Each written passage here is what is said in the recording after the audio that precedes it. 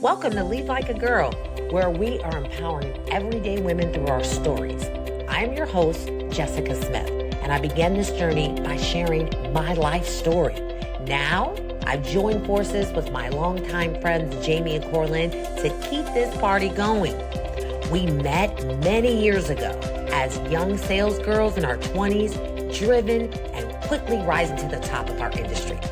As the years went on, life happened, and we all found ourselves in new companies and completely different industries, still striving for success in it all. Career, family, faith, fun. Now, it wasn't easy, but we never stopped moving. Get ready for our real conversations, inspiring stories, and our big life lessons as we share it all. The good, the bad, and the funny. Welcome to Lead Like a Girl. Well, hello. Welcome to another episode of Lead Like a Girl. This is your host-ish, Cora Lynn, and I'm here with my two friends, Jamie and Jessica. You guys are both smiling with fantastic lips on. What happened today that you guys are all looking pretty fly for some nice girls? Well, actually, it's Monday. I don't think you. I feel like I'm pretty plain here, but I went to see Joe Coy. Shout out to Joe. I saw that. Coy, Was he if you're funny? listening. I love that dude. He's hilarious. He's so funny. He is hilarious. He's a little much for some people, but yeah, it was a good time. Good time. What? Who's he too much for? You? No, not too much for me. But, Not to you.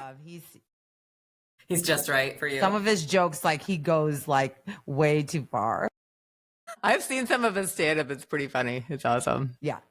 How was your day, Jamie? It was good. Interesting. Yeah. So you talking about the lips and this was new as of maybe 5 minutes before we jumped on this. Well, you got you took a shower for us.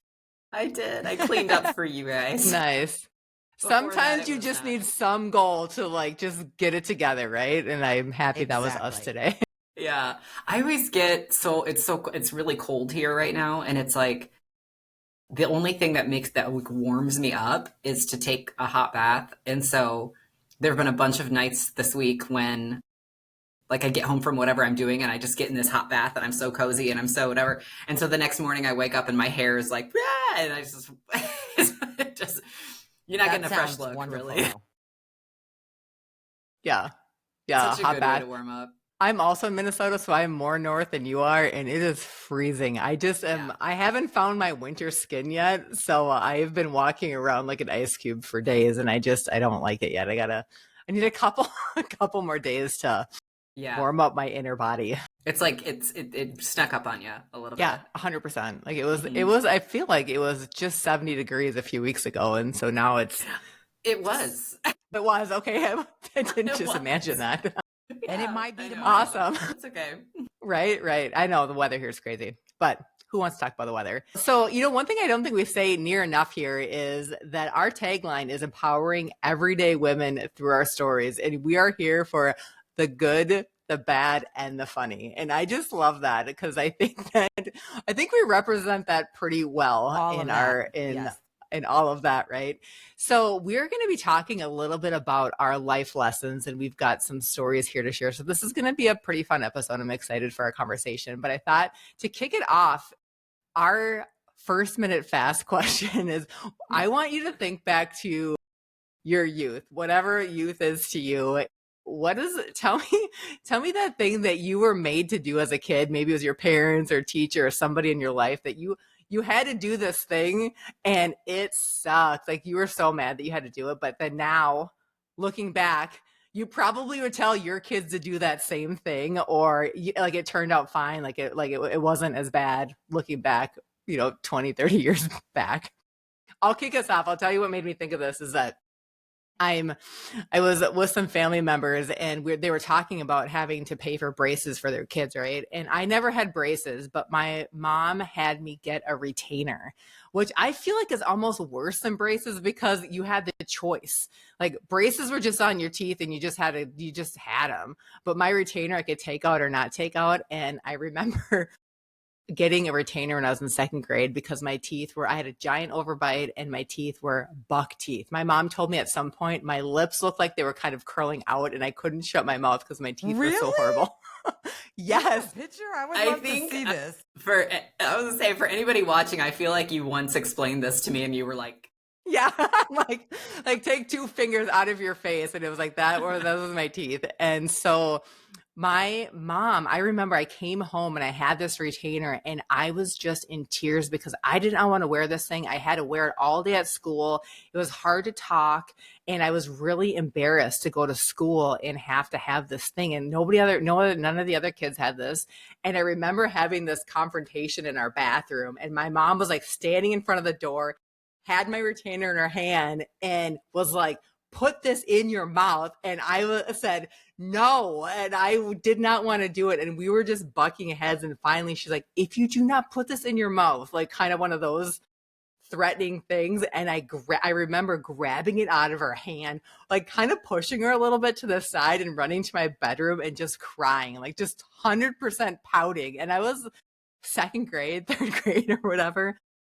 It was just so awful. And at some point I decided that I just had, I know what it was, I went back to my orthodontist. The other little part of this is I used to suck my thumb as a little kid. And so I had to wear this retainer and quit sucking my thumb at the same time. And one of my orthodontist appointments, I went there and he had said, like, Coraline, your teeth are worse now than your last appointment, because I wasn't wearing it and I was still sucking my thumb. And he literally instilled the fear of God in me. He's like, if you do not wear this, like lectured me like a dad.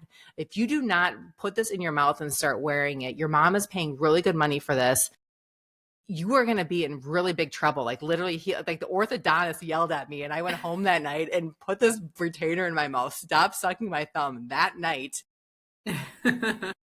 And then went on and wore this thing for another year, and now my teeth are fairly straight, like, and it's really nice. But I feel like that is kind of my story to set up this, like, well, hopefully you guys have got some, but like those things that your parents made you do, and I feel like I would do that same thing to my son, that he's like, you need to wear this thing. You have no idea how much you're going to appreciate straight teeth as an adult. oh my gosh, yeah. Yeah. That's hilarious. I mean, I know. It's amazing. After all these years, I'm still learning these things about you. That story in my house would have went so different, by the way. So many things about that story would have went. First of all, I wouldn't have been at the orthodontist because we didn't do stuff like that. And there wouldn't have been this, put this in your mouth. It would have been my mom's fist in my mouth. And what else? That's not funny. And I sucked my thumb too, by the way. Right. Did you? I sucked my thumb too. However, the way that we did it in my house is when kids sucked their thumb, they would have never got to second grade because the strategy was hot jalapeno peppers on your thumb. So they would squeeze the juices of the pepper on your thumb. And so I don't remember it, but my mom told me that I went to sleep like this, never sucked my thumb again. I smelled the jalapeno and I'm like, oh, hell no. Yeah. And that was the end of me sucking my thumb, probably at like 2 years old, by the way. But anyway. At 2? That's hardcore, man. Second grade? This is life in Chicago. No. Like, I was thinking, how old are you in second grade? You're still sucking your thumb in second grade. Yeah. No, my dad would have been like, we're just cut your thumb off. How about that? Yeah. 7, maybe, I think. I don't know. Yeah, much too long. But hence my giant buck teeth. So there you go. Yeah. I learned something new all the time about you, Cor. But so my answer is probably, of course, no kids love to clean. And that was a big deal in our house. Like cleaning, washing dishes, not going to sleep with dishes in the sink. So I think that was one of the things that we hated, but I am so glad that that was a lesson because I have I'm not going to say you can eat off my floor, but I keep a clean house and there's never dishes in my sink. And that's all because that was pretty strict. And then the one other thing I would say is my dad was really big on making lists. Like you had to make a list for everything. Like you would never go to the grocery store without a list. Like everything was a to-do list. And I really carried that into the later years in life. And what's crazy is my dad died when I was 11. And for some people, you would think that wasn't a lot, but a lot of those early year lessons and habits really, really formed who I am today. And so, yeah, those were probably the biggest ones. Those are two pretty good. I mean, a clean house and a checklist, that'll get you really far in life. You're ahead of everyone else with When I just was a those kid, two like, habits. what is wrong with this dude?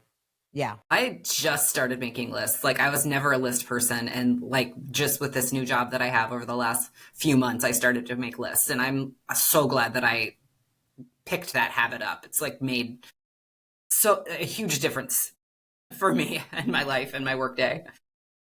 So mine, I was pretty ambitious when I was young, and I always wanted to work because I always wanted to make money. And I was maybe 11 or 12 when I started babysitting, and then I was picking strawberries, and I was detasseling, and I was worked in a hot dog stand. I had all these jobs. For the record, nobody knows what detasseling is except you and me. Someone will not. Let's just. Somebody thinks that this is something really weird. I'm going to guess. It's a horrible job. Jessica, what's detasseling? I'm going to guess. I don't want to talk about it. Okay. Go ahead, Jamie. I'm sorry I interrupted you. Yes. No, I was probably 12 or 13 maybe at the point where my parents literally stopped paying for everything for me. So I went to Catholic school, so I had exactly one skirt for 4 years. Like I never got a new skirt. Like when all my friends had these wearing cute short designer skirts. clothes, I was like, okay, just the one. Yeah. The one. I always joke because my grandma hemmed it for me and it was really short. And I was like, hey, my grandma did this. I don't know what to tell you guys. But they didn't pay for anything else. And so it made me, at the time, I'm like, man, all my friends have these cute designer clothes. All my friends are, they've got newish cars. And I'm over here like scraping by to pay my parents for a car and like, not having anything, cute stuff to wear, whatever, never had like the good hair products or anything like that. So at the time I was just like, this is just not fair. But fast forward, I think that's a huge part of why I'm like, I live below my means. I don't buy anything unless I have the money for it. So, and that's something that I've tried to instill into my daughters is like, if you don't already have the money for that, then don't buy it. Like you have to save it up first, buy the item. So anyway, at the time I'm like, they're so unfair. But now I think about it, I'm like, okay, you taught me some financial responsibility.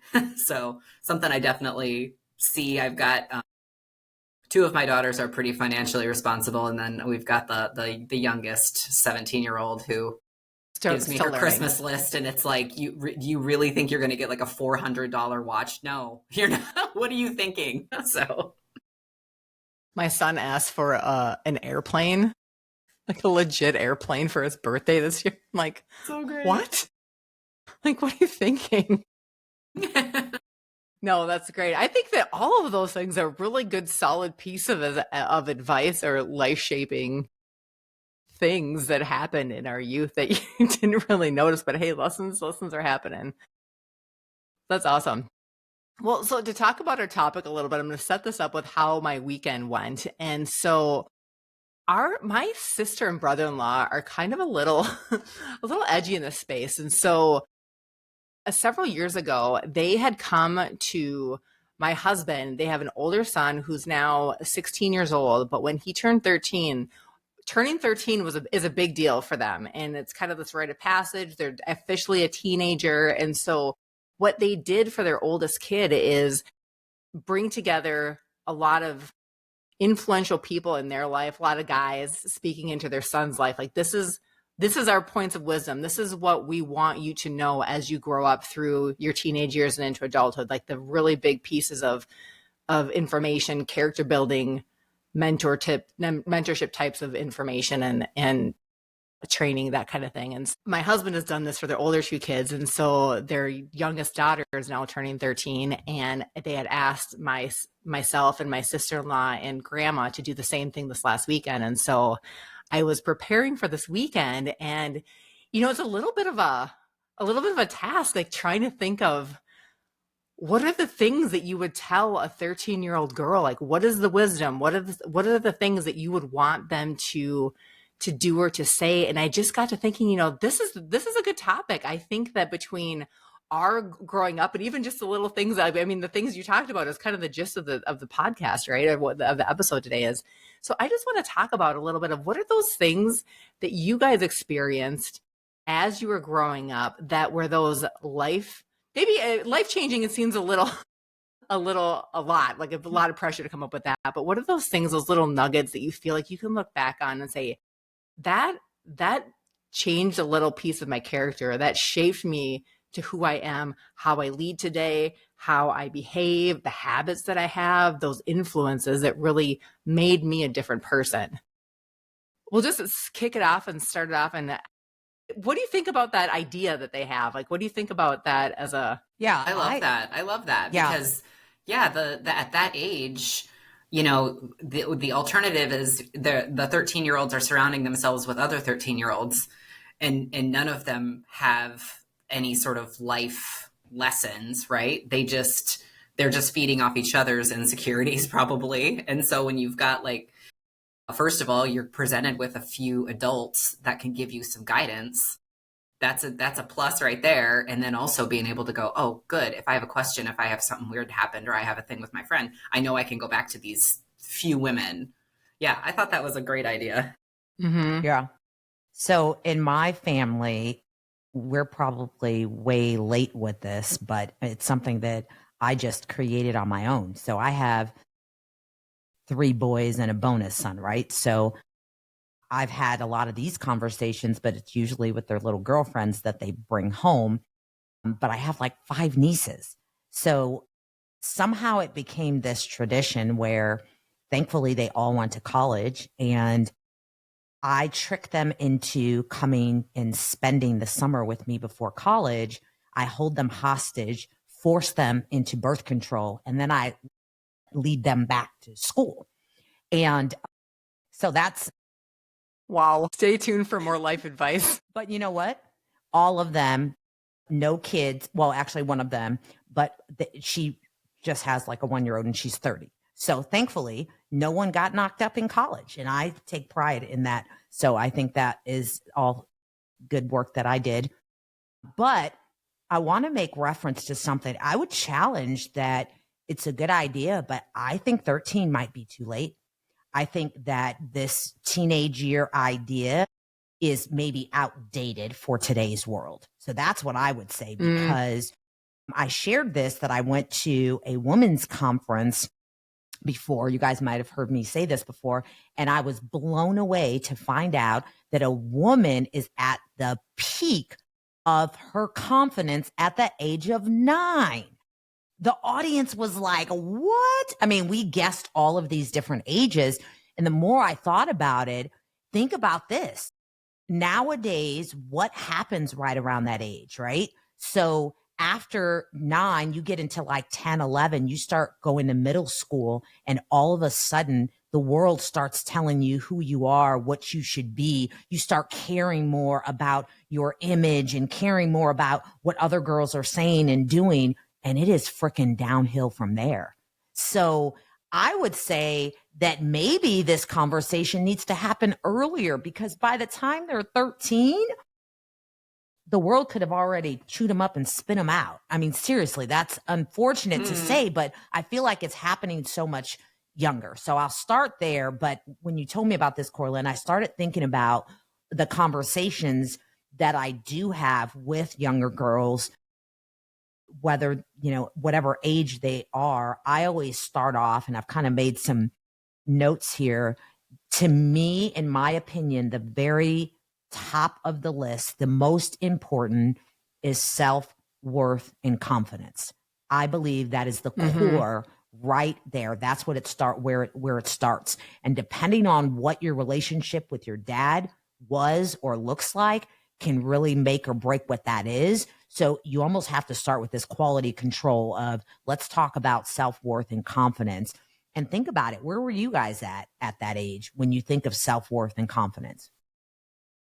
That's a question. I'd say that would, I mean, when you said 9, shocked me. But then as you were talking, I was thinking, yeah, because that's the time when you start realizing, well, there's boys, there's other girls. And when you start talking about competition and that comparison trap of you comparing yourself to other people, that all happened when I was in grades younger. And I remember there was always, man, you talk about wanting to be competitive. This will tell you, I remember having this huge issue when I was in kindergarten, first grade. There was always one girl, and I remember her name. Her name was Carrie, and she always did just a little bit better on every single thing. And the teacher just gave her a gold star, loved her, and then she moved. And I tell you, if I'm being honest and ugly, I was excited when I went back to school and she left, because then that opened up the door. And again, this is not leading like a girl. This is leading like a horrible person. But then I went into second grade, and there was another girl that came in and literally was exactly the same, like just a little bit better. And I was always so jealous. And that's in second grade. And I remember, this is a core memory of mine, that I had always been that way. And man, like having somebody say, like, there is enough, like all the things we've been talking about, like you guys both can be the best, you know, there, you can both have good things and good feelings. It just would have been nice, to your point, to have that conversation probably when I got my retainer. Well, and I think I've told you guys, I coach a girls running program, and I have for a long time. And it is 3rd through 6th grade girls. So it is age 8 through 11. And I agree with both of you. Like, I didn't think about that age, but the lessons that we talk about with the girls, and it's twice a week. So yes, I'm training them to run a 5K, and that's part of it. But an equal part of it is talking with them about being a good friend, making positive, making good choices, being positive, self-care. Like, those are all lessons that we talk about. So yeah, you're right. I mean, I think that age is definitely the younger the better, really, though, too, I mean, you can't ever really start out too young when it comes to talking to girls about their self-worth, or talking to them about being confident, or talking to them about maybe healthy competition instead of being happy when someone moves away. Oh my gosh. How embarrassing. Yeah.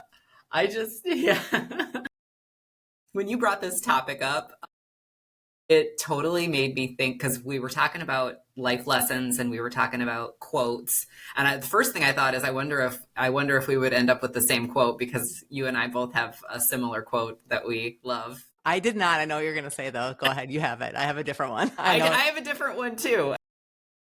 I think you're going to say the world belongs to the energetic.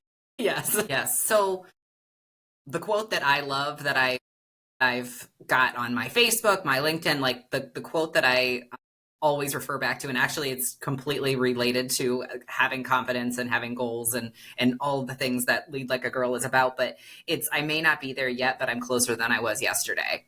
And that's a reminder to myself. When I read that, when I say that, it's that reminder to myself of, I may not have my goal yet. I may not be, I may not have accomplished everything I wanted to accomplish today, this month, whatever, my lifetime. But that doesn't mean I'm not closer to it. So I love that quote. When do you remember reading that, or do you remember reading that? I don't, to be honest with you. It's been years. And I Googled it today because I thought, well, let me just make sure that that's an actual quote and I didn't just think that up. You are awfully brilliant. Right. I try.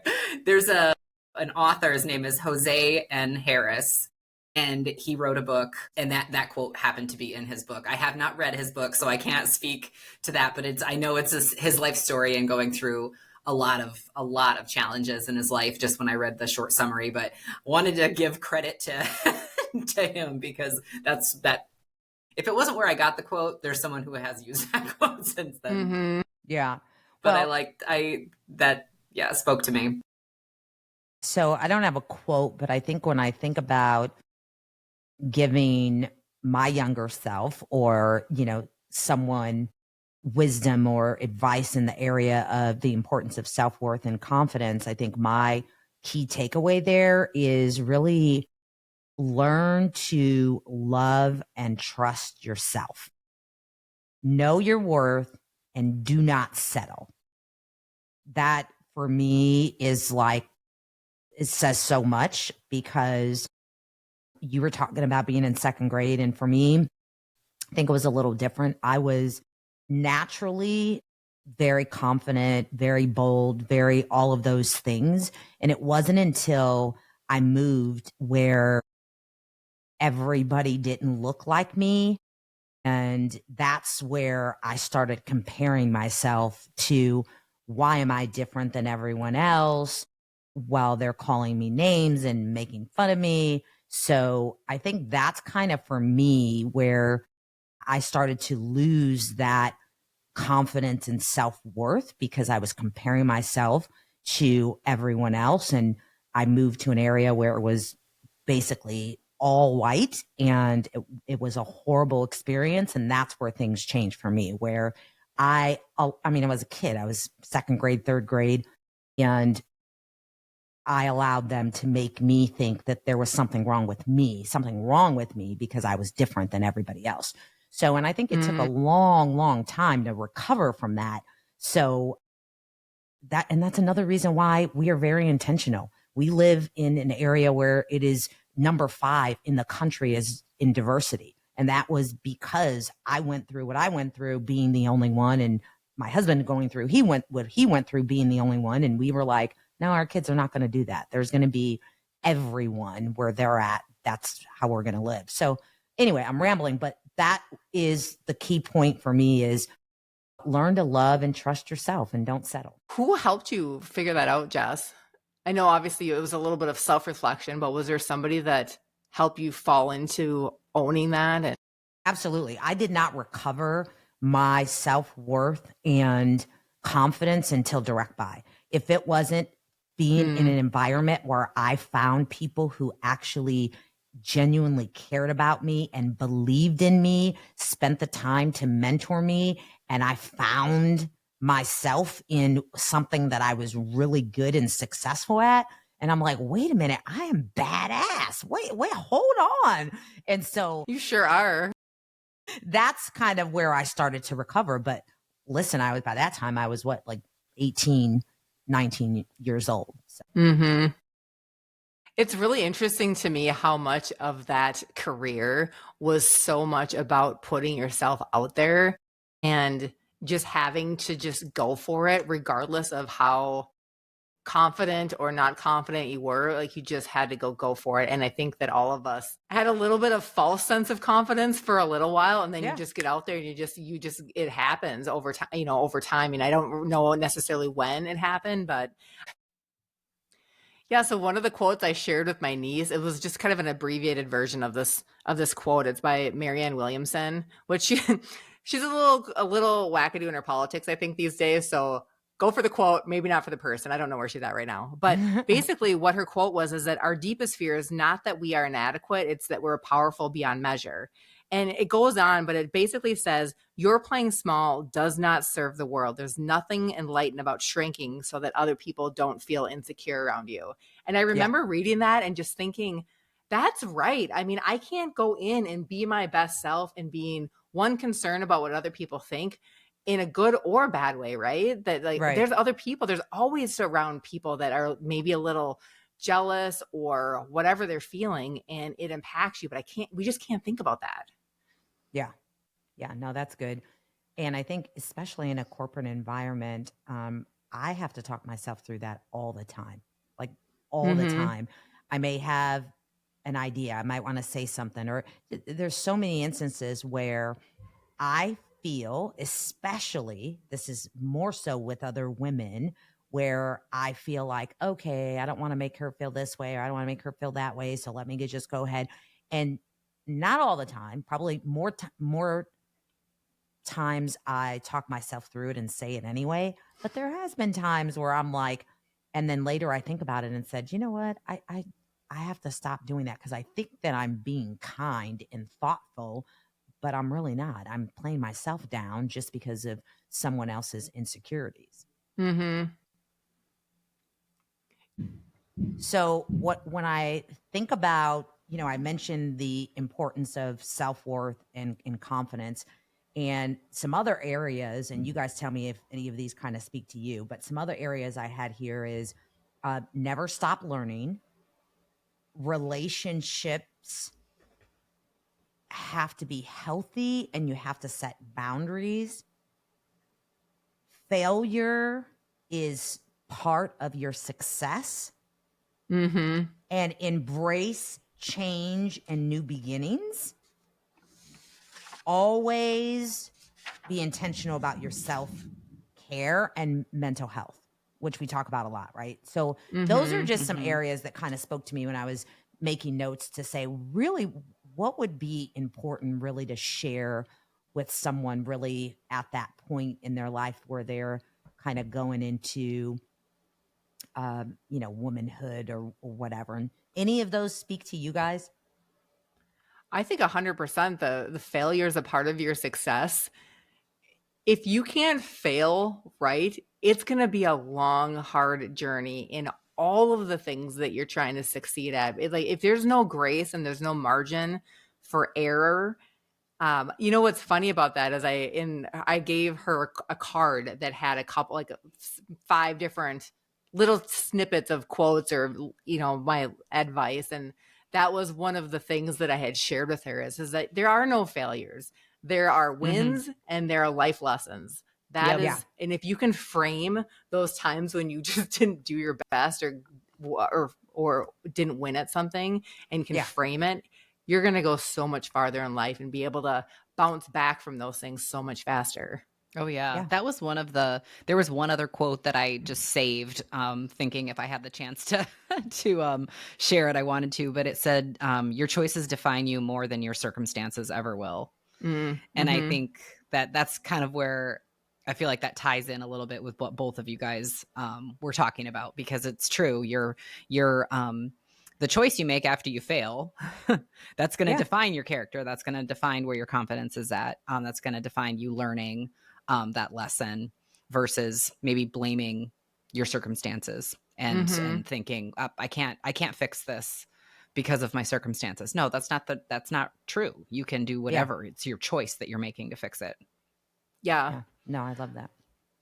And I think that whole concept of just being fearless of even trying, goes so much farther too. One of the other quotes that I'd had is, sometimes it gets quoted to Brene Brown, and I think it originally was Teddy Roosevelt's quote, but it's this whole concept of the man in the arena.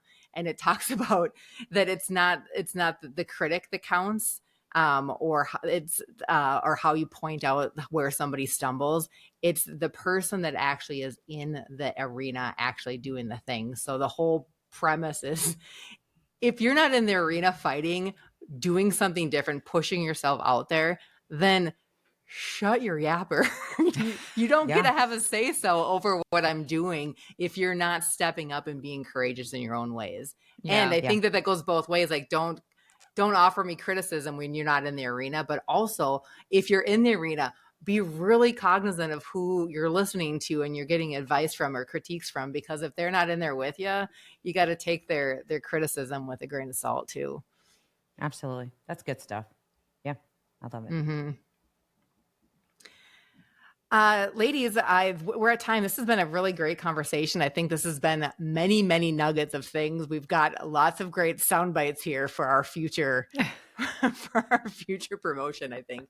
But I think that as a takeaway, I feel, to your point, Jessica, is that I don't think we can talk about this enough with our younger and younger generations, and with the not just the women, but the girls that are coming up underneath us, to help them grow in their confidence early.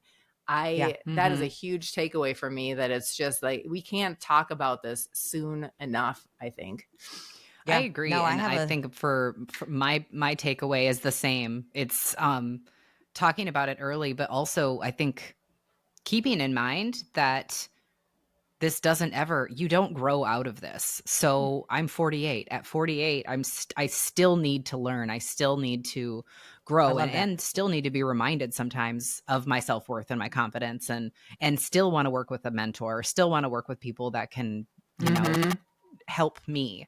It just doesn't, you can't be young enough, right, for these lessons, but you're not too old for them either. Right. Yeah. No, I love that. That's why a big one, never stop learning, right? We know knowledge is power. Never stop learning. Be a lifetime learner. I'll end with this. I have a 7-year-old granddaughter, and I'm telling you, these are the conversations that I have with that little smarty pants, because she is sharp. And what that tells me is that she understands a lot more than we think that a 7-year-old would. And so these are the conversations that I'm having with her right now, because the earlier she understands this stuff, it can create those habits. And like you said, Jamie, we need to be reminded of this stuff all the time. So hopefully this is something that, you know, a conversation that people found to be really helpful, and maybe they can forward this to their little sister or their cousin or their mentee, and they can grab some nuggets from it too. So loved having this conversation with you ladies tonight. Thanks, Absolutely. girls. Well, join us again for another episode of Lead Like a Girl next week, where we'll keep talking about all things empowering of our womanhood, and where we're sharing the good, the bad, and the funny. Like us on our social media, our Facebook, Instagram, TikTok, YouTube. We have got a brand new website launch, so check it out, leadlikeagirllab.com. And until next week, we'll see you then. Bye.